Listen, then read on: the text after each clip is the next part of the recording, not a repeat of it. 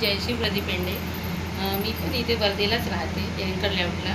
माझ्या बाबांना डायबिटीजचा 15-16 वर्षापासून त्रास होता. तर त्यांना 2 टाईमच्या गोळ्या पॉवरच्या चालू होत्या. त्यांना आताच 2-3 महिन्याच्या आधी जास्त वाढल्यामुळे त्यांना चक्कर वगैरे आला होता. तर त्यांनी डॉक्टरचं औषध घेतलं, झालं होतं कमी, पण मला त्यांचं पूर्ण कमी करायचं होतं. तर मला दीपानी सांगितल्यामुळे मी हे औषध त्यांना दिलं, डायबोजी आणि अमृत ज्यूस.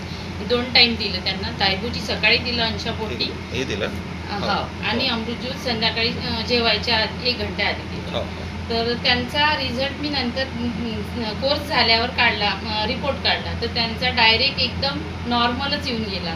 सरांना म्हणजे डॉक्टर सरांनी त्यांना पण आश्चर्य वाटलं की बा एकदम एवढं कसं कमी झालं. तर त्यांनी 2 टाईमची गोळी पॉवरची एका टाईमवर आणली आणि ती पण कमी केली, दुसरी दिली.